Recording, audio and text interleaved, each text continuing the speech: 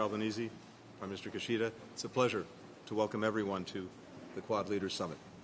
Mr. President, it's a particular pleasure to hand it over to you for opening remarks. Well, I say, my fellow leaders, welcome to Delaware. Welcome to Claymont, Delaware. It used to be a steel town here years ago. And welcome to the border of Wilmington, Delaware.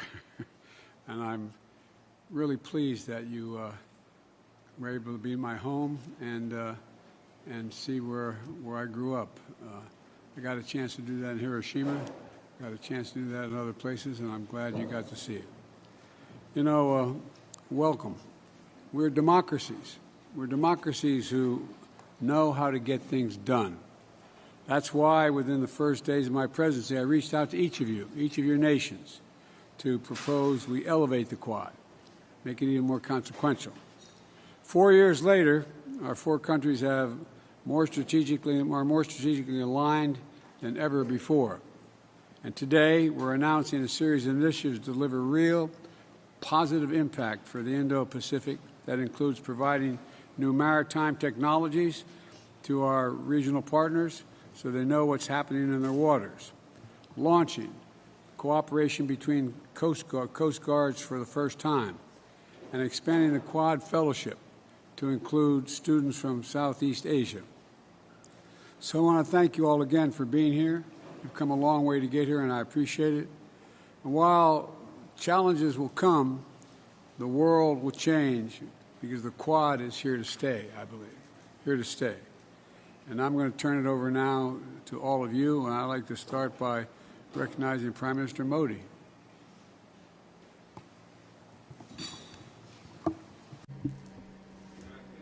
Your Excellencies, President Biden, Prime Minister Kishida, and Prime Minister Albanese,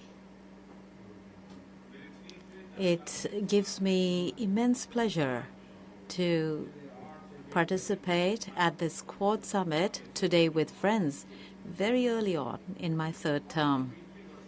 There cannot be a better place than President Biden's own hometown of Wilmington to celebrate the 20th anniversary of Quad. The way you are associated with this city and with Delaware as Amtrak Joe, your relationship with Quad also is somewhat similar. Under your leadership, in 2021, the first summit was held, and in such a short span of time, we have enhanced our cooperation in every sphere in ways unprecedented. Your personal role in this has been extremely important. I express my heartfelt gratitude to you for your firm commitment, your leadership, and your contribution towards the Quad. Friends, we are meeting at a time when the world is surrounded by conflicts and tension. At such a time, it is important for all of humanity that the members of the Quad move forward based on shared democratic values. We are not against anybody. All of us support a rules-based international order, respect for sovereignty and territorial integrity, and peaceful resolution of all disputes. A free, open, inclusive, and prosperous Indo-Pacific is our shared priority and shared commitment. We have together taken several positive and inclusive initiatives in areas such as health security, critical and emerging technologies, climate change, and capacity building. Our message is clear. Quad is here to stay, to assist, to partner, and to complement. Once again, my warmest greetings to President Biden and all friends present here. In 2025, we will be happy to host the Quad Leaders Summit in India. Thank you. Thank you very much. Thank you very much, Prime Minister. Now I'd like to hear from my good friend, Prime Minister Kishida. Over to you.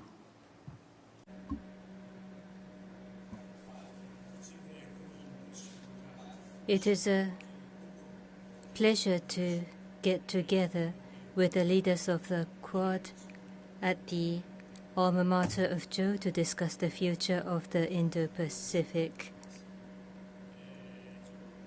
May I express my gratitude to Joe's friendship for ourselves and for your leadership and hospitality, which demonstrates your emphasis on the Quad.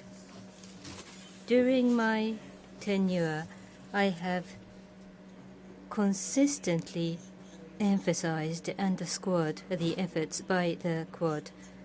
Following the last meeting held in my hometown of Hiroshima, this meeting, I believe, could not have been better suited for my last foreign visit as the Prime Minister. The security environment surrounding ourselves are becoming increasingly severe, and a free and open international order based on the rule of law is under threat. Under this backdrop, it is ever more important for us, the Quad, who share values such as freedom and democracy, to continue to demonstrate our firm commitment to our common vision of FOIP, the free and open Indo-Pacific, to the international community. In order to realize a FOIP, it is crucial to coordinate with the regional countries and to materialize our vision by concrete actions. I look forward to a fruitful discussion today so that we may listen to the voices of the regional countries, including ASEAN, South Asia, and the Pacific Islands, and to further promote practical cooperation that will be a genuine benefit for the region. Thank you.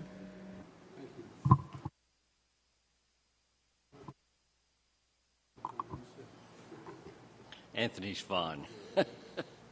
Thank you, Mr. President. And can I thank you for giving us the honour of hosting us in this wonderful venue where you went to school, and for your very warm welcome here to your home state. I'm sure, I'm absolutely certain that my headmaster would be shocked that I find myself here as well. So it is absolutely delightful to be here amongst friends, and I thank you, Mr. President, for hosting us in your home state, your home school, and for giving us an insight into what's made you such an extraordinary world leader. And it's fantastic as well to be here, of course, with Prime Minister Kishida. We met earlier, and we certainly wish you well. And Prime Minister Modi will be hosting us next year, and I look forward to that as well. Unlike some international forums, the Quad it doesn't have a long history. That means it's not defined by tradition, but it also means it's not confined by it. It means that as it develops, it can evolve. And that is, I believe, what is happening. We represent, in this region, the fastest growing region of the world in human history. With that comes enormous opportunity, but also comes some challenges. Through the Quad, our 4 countries collaborate and we coordinate on the issues facing our communities, but the region as a whole. Through the Quad, we leverage our significant resources and expertise to contribute in meaningful ways to dealing with challenges facing countries in the region. And we ensure that we assert the view that national sovereignty is important, that security and stability is something that we strive for, as well as shared prosperity in our region. The Quad is about practical, meaningful outcomes in strategic areas ranging from clean energy and dealing with the challenge, but also the opportunity that climate change represents, health security to critical and emerging technologies, cyber resilience, infrastructure, maritime security, and of course counter-terrorism as well. We'll always be better off when like-minded countries and our four great democracies work together.